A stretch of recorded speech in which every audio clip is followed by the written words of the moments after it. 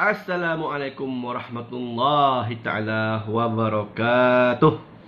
Alhamdulillahirrabbilalamin. Wassalatu wassalamu ala asyrafil mursalin wa ala alihi wa sahbihi ajma'in, amma ba'du.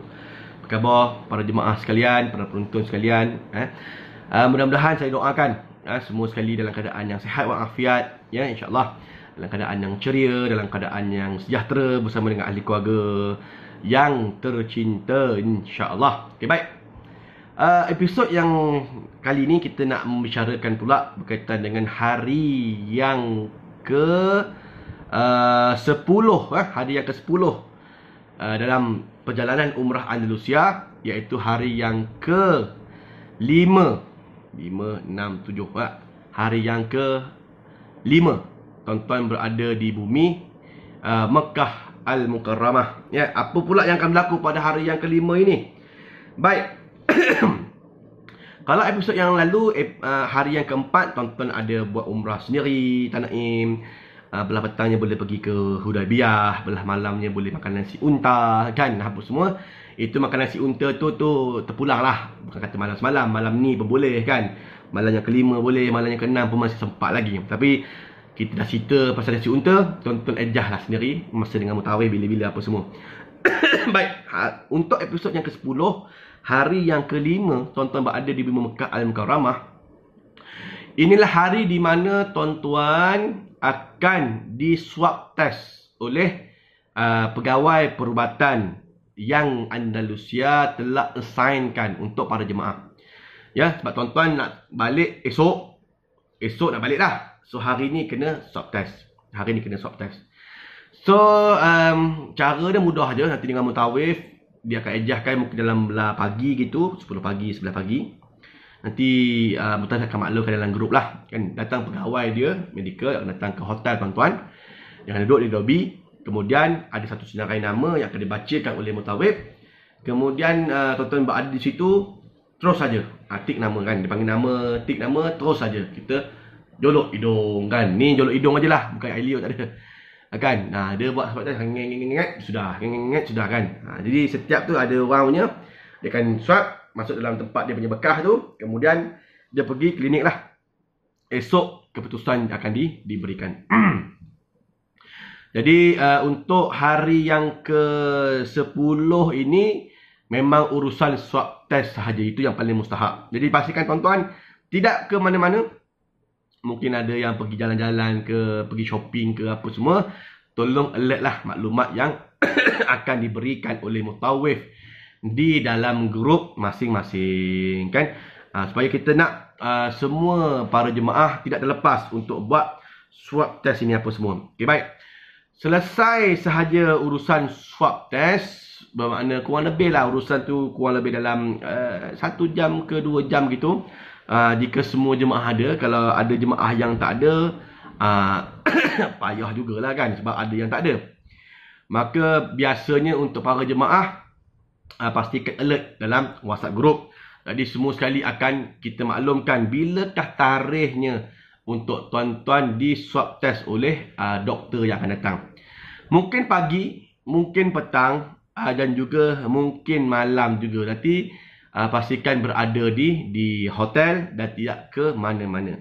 Jadi pada masa yang sama, kita akan maklumkan juga pada jemaah siapa yang resultnya gagal ketika mana HSO di Madinah hari itu, kan. Di mutawif akan buat satu WhatsApp gitu. Jadi yang berjaya lah, yang gagal yang pangkah lah, kan. Yang mana gagal kita akan maklumkan segera kepada pihak Andalusia di Kuala Lumpur, untuk cubalah kita cuba untuk bantu untuk dapatkan juga kelulusan apa semua. Tetapi macam saya katakan hari tu, kalau yang gagal jangan bersusah hati, jangan bergusar hati, kan. Jangan tak boleh makan pula. Relax, bertenang. Siapa yang tak di-approve, rejected dia punya HSO, nanti di KLA boleh diuruskan, insya-Allah, kan, insya-Allah.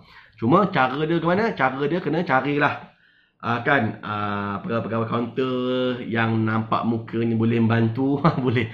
Kalau rasa tak boleh, dah stop dulu, rehat kat tepi. Nanti masuk pula cari lagi pegawai yang lain pula, kan, mana tahu boleh bantu pula, ya.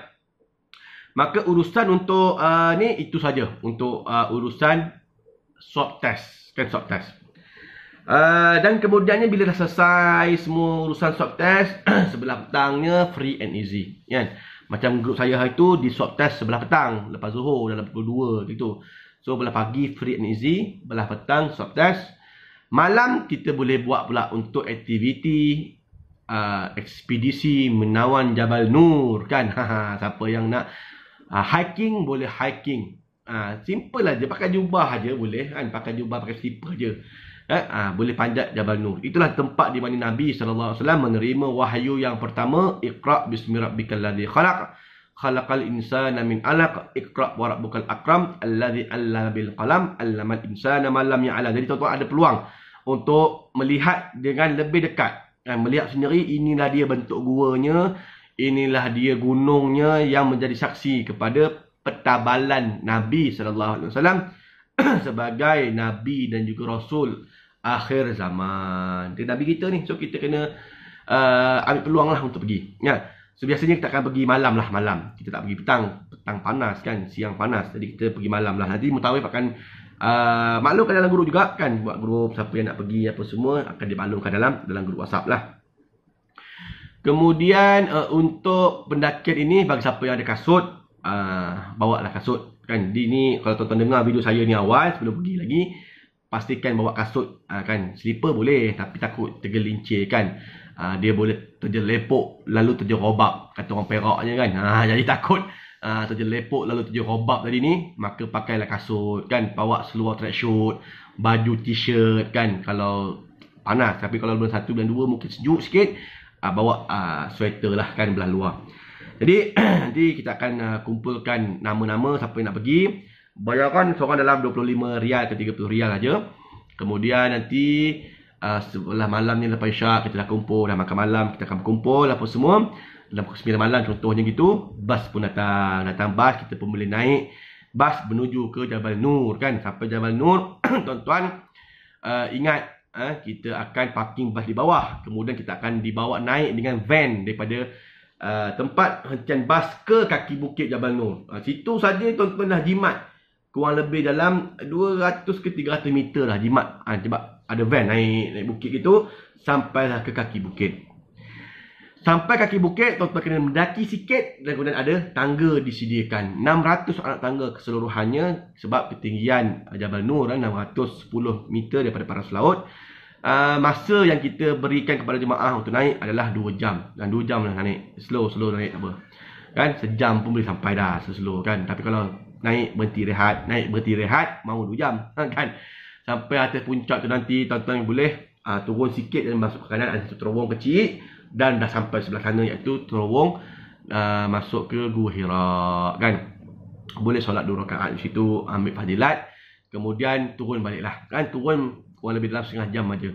Nak laju turun, berguling turun. Laju sikit turun, guling sampai bawah awal sikit, kan gitu.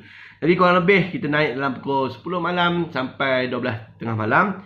12 tengah malam dah berada dalam bas balik dan kita menuju ke hotel masing-masing untuk berehat. Jadi ini kurang lebih lah aktiviti sebelah malam Jabal Nur, ekspedisi menawan Jabal Nur. Bagi tuan-tuan yang tak pernah selama ni kita menyaksikan cerita Nabi, kan, Jabal Nur, Gua Hira, Nabi dapat wahyu apa semua daripada cerita-cerita orang je. Ni tuan-tuan dah pergi, maka jangan lepaskan peluang untuk pergi, kan. Ada jemaah saya tak panjat pun, kan. Jemaah kita tak panjat, cuma saja nak pergi, nak tengok, oh inilah bukitnya, kan.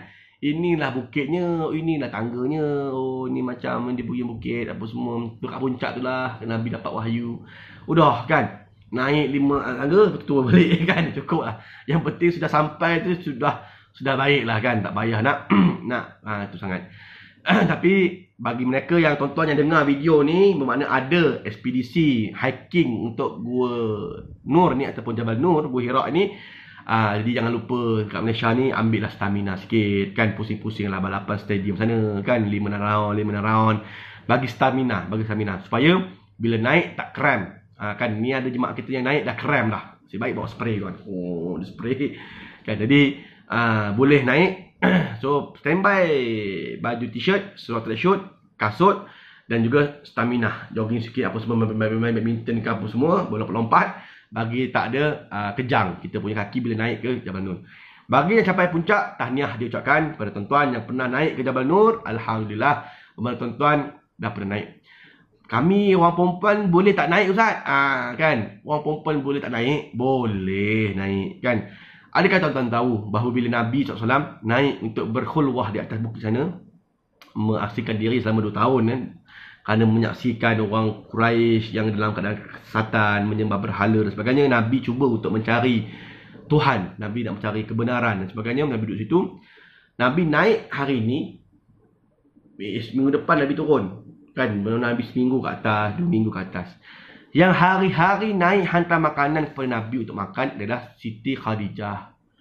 Siti Khadijah ni lelaki ke perempuan tuan-tuan? Perempuan. Dia naik hari-hari hantar makan. Kan? Yang Nabi naik hari ni, minggu depan Nabi turun. Kan gitu. Jadi siapa kata perempuan tak boleh naik? Boleh naik, tak ada masalah kan. Ramai perempuan naik. Kalau ada kesempatan tuan-tuan besok naik, ada pula geng-geng Turki, Pakistan, tengok orang Turki kan. Lagi bongkok. Lagi bongkok makcik tu kan, pakcik, pegang tongkat naik. Punya semangat. Lain macam semangat dia. Dia dengan tak ada van pun tadi kan. Daripada tempat berhenti bas, jalan kaki naik. Kita berhenti bas, ada van naik sampai kaki bukit. Kan. Jadi kalau kita tak boleh nak bersaing dengan geng Turki apa semua ni, malu kita kan. Jadi oleh yang demikian, boleh ambil peluang untuk naik. Rekod jemaah saya yang paling cemerlang, kan naik dan turun selama 30 minit. Kan dia naik, turun 30 minit, berlari naik. Oh hebat kan, hebat. Ya, cepat-cepat sampai puncak tu apa semua, ambil gambar lah sebagainya. Kemudian turun semula pelan-pelan kan. Dan naik pula bukannya nak berlari, slow-slow naik, satu tahap, setangga. Sampailah ke puncaknya. Kat atas puncak tu ada orang jual kan, macam ada R. Ada R atas tu sekali. Boleh ada pisang, ada Maggi, ada apa semua. Tapi jangan lupa masa diberikan oleh mutawif kan. Jangan sibuk makan Maggi, lupa pula kan. Mutawif suruh turun. So kita suruh naik, jemaah dalam pukul 10 naik.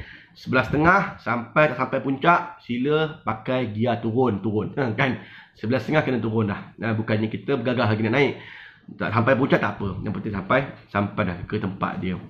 Dan saya pergi baru ni pun nampak gaya dah tak ada dah Pakistan yang tak sedekah apa sebanyak orang, banyak tol tuan-tuan. Tol banyak kan. Kalau dulu tuan-tuan ingat pergi naik Gua Hira dulu banyak tol kan. Belah corner sini ya ada tol, corner sini ya ada tol, minta sedekah apa semua kan.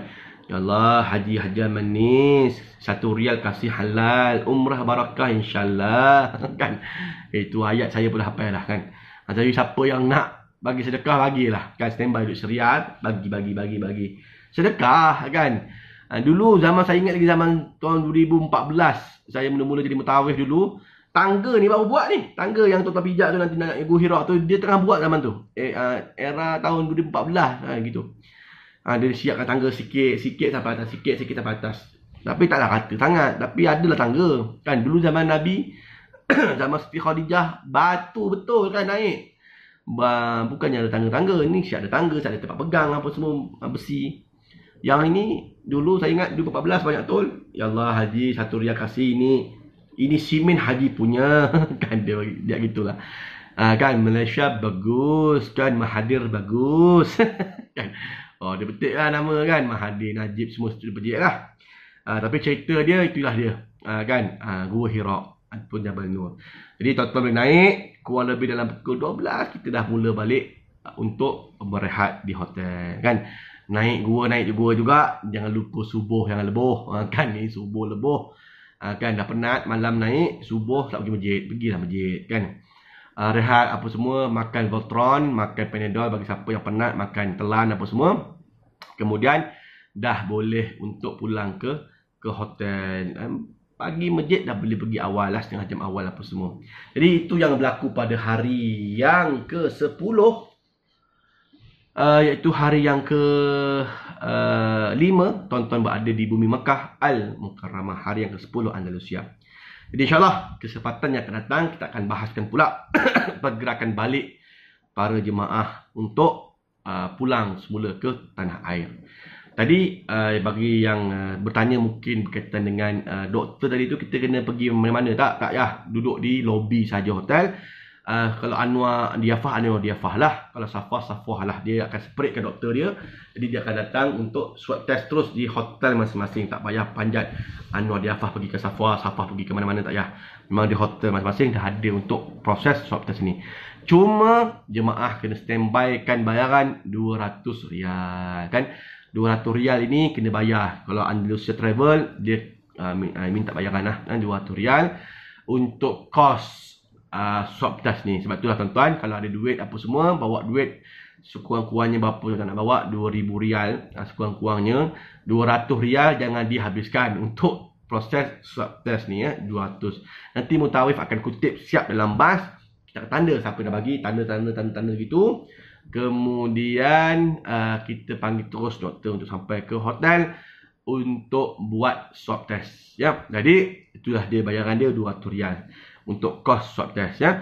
Baik, keputusan dia akan bagi pada hari esoknya insya-Allah. Video yang datang kita akan cerita tentang perjalanan balik pula tuan-tuan menuju ke tanah air. Aku la qouli hadza wa astaghfirullahalazim li wa lakum. Terima kasih atas segala perhatian.